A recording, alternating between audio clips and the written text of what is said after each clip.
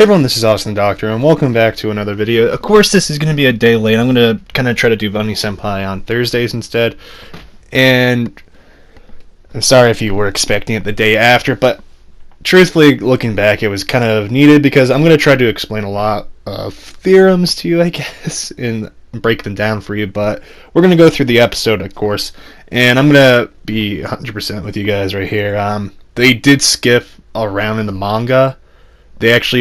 This third episode was actually the ending to the manga. So, yeah, we obviously are greeted from, they slept, Mei and Saku, from, they woke up. Well, Saku didn't sleep at all, and Mei can't be seen by anyone, even animals, either now. And we've realized that when she was trying to pet the dog. I'm like, oh, that's a little, damn, hurtful there, isn't it? But, yeah, so everyone but Saku and his friend Futaba forgot about Mei. So no one in the school at all can see her. And Saku actually sees it for himself that he wants to go ask, people that are his senpais, and they didn't remember or know who she is.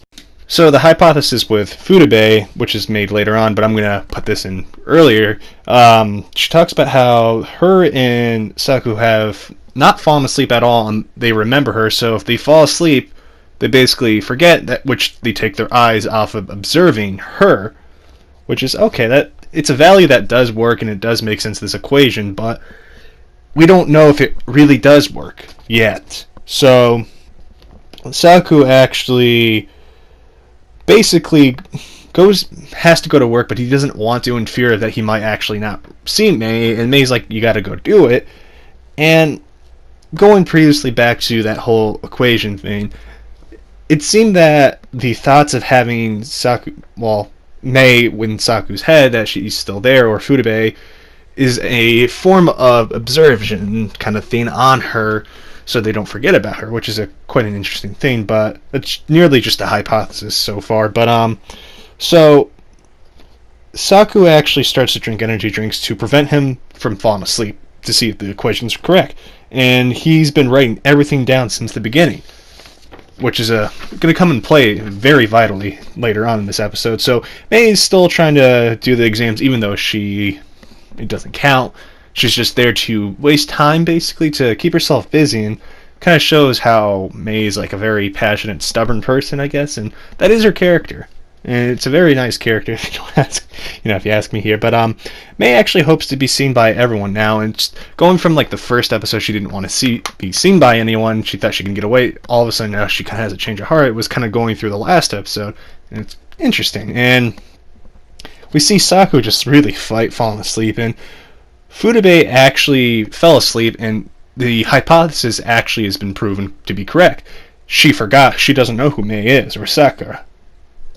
And Saku tries to stay up no matter what, and Mei sees that Saku is just really fighting to stay awake for her benefit, herself, for her. And Mei catches Saku buying energy drinks to stay up and takes him back to his house to study. And that when they were studying kanji, it was just a very adorable moment, and he basically is very delirious, and you're just like, oh, okay, that's adorable. And he starts to slowly fall asleep, and we see that actually Mei did actually put a sleeping pill in his drink, and I was like, not like this, why you gotta do this, Mei? And I know if I did this video earlier, I would have been very pissed off, I guess, but more or less, I get where it was coming from. It's because she cares a lot about him and doesn't want him to basically hurt himself for her sake.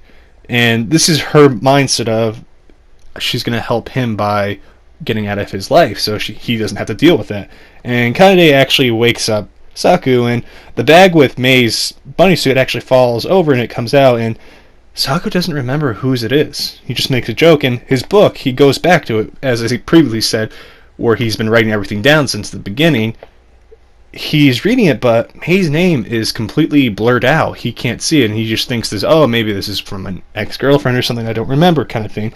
And Futaba gives Saku a letter that she found in her book, and it basically refers to matter only exists when it's actually observed, and it goes on about how the power of love can throw anything or any obstacle in their way, and I guess it works, I guess, but cheesy nonetheless. And we obviously know this is from May because she was told with a sticky note to give it to him.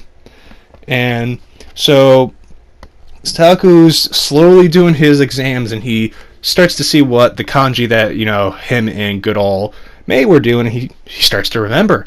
And let me tell you, this man was funny. He got up and told the teacher he needs to go take a good stinky hard gets in, runs out to look for May, and he goes to the baseball field and announces that he loves May so very much. And I was just like, oh, oof. And this is actually, as I said, the part that was at the end of the manga, which they put in, so I'll talk about that later on. But everyone is looking at, Saku as he's a crazy person, and he just keeps saying that he loves her and he wants to basically kiss her and everything. And May actually shows up finally, and we basically see, good old May slap Saku for forgetting, saying that he forgot even though he promised. And she basically says she's never going to forgive him. Obviously, it's a joke. But Saku tells May he loves her very much right in front of her, and he had no problem saying it. It was like, okay, so that's a progression of that character. Then we have basically May tell him to say that in another month, so it keeps the momentum up. Basically, she doesn't want him to forget ever. And it's obvious what her feelings are. She does like him back, and it's quite interesting. But we see this whole scene go even further with May telling everyone about Saku's rumor that him going to the hospital for what supposedly he did is not real, and people actually can see May. And basically, at the end of this, we see the confession of love solves the adolescence syndrome is the possible solution, but it isn't. Then going to the final bits of how I don't know how they're going to make it work now, since that was, as we see the episodes go on, we're going to see how, I guess it doesn't kind of make sense, but it does. I'm still curious of what they're going to be doing with the rest of the episodes. But going to the Lapless Demon, that's the next series, and if you don't know what that is, it's actually kind of basically it's someone that knows the precise location and momentum of every atom in the universe. Their past and future values for any given time are entailed, and they can actually be calculated from the laws of classical mechanics, and that's just the textbook definition right there. But how it's going to play in here is obviously this girl that we saw is going to have a similar situation to May, but not as, I guess, crazy. She's going to be able to see. She's going to be glitching all over the timeline. That's how I feel they're going to approach this. And I'm not, as I said, I'm not going to try to spoil stuff. That's the end of the day. I don't want to spoil it since I have read ahead. So I'm going to give you with that answer, but overall, I'm a bit skeptical of how they're going to continue after kind of putting the end of the manga in the third episode. And I was just kind of shocked, and I'm just going to say straight out, I love May and Saku's relationship. They really do remind me of, Hero Zero 2. They do need each other, and they have shown that they can work together very well. And we're going to see if Saku actually gets the good old, stacks up his nose, the Pocky in his nose for forgetting. We'll see that soon, hopefully. But overall, I kind of felt like this was the end of the series because, as I said, I read ahead, and it's just really weird to see something that was at the end in the beginning of it. But hey, who knows? They might actually pull it off. Cloverwork kind of needs to really rethink what they're doing again, but let's hope it's not another Darling in the Franxx that they completely ruin a good story. I can only hope, but it seems they're going to do each case in its own arc, which I guess it works for anime, but they did it very well in the manga. And if you don't know, a little tidbit, the person that made the Pet Girl Sakura actually made this, and if you haven't checked that anime out, I highly suggest it. It's a really good anime. But going back to Rascal Doesn't Dream of Budding Senpai, I enjoyed this episode, honestly. It had a lot of feels, and as I said, I'm kind of happy I kind of stayed back, as I would have been a bit too far on certain subjects, but I guess it works. But overall, it's good to see that they're going to start inputting all these different theorems, and they're not going to go to the textbook definition, but they're going to have some kind of weird mystical stuff with it. And who knows, the power of love may fix everything, but if you're asking who's he going to end up with, it's quite obvious who, but I'll let you decide that one. But anyways, guys, what did you think of this episode? Did you enjoy it? Did you hate it? If you're a manga reader, are you as surprised as me seeing this in the beginning? I'm a bit confused, I'm not gonna lie. I'm kind of now wondering how they're going to approach this. But overall, I think they got it. As long as they don't pull a Darling the Franks at the end, or Eve. I hope Cloverwork has learned from Darling the Franks after that huge backlash. But hey, it's up to you guys what you like and what you don't like. That's just my personal opinion on that one.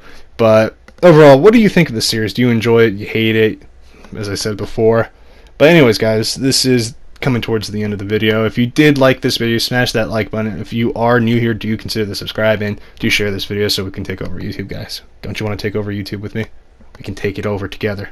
Be the best anime community ever. But anyways, guys, this is Austin the Doctor signing out. Peace.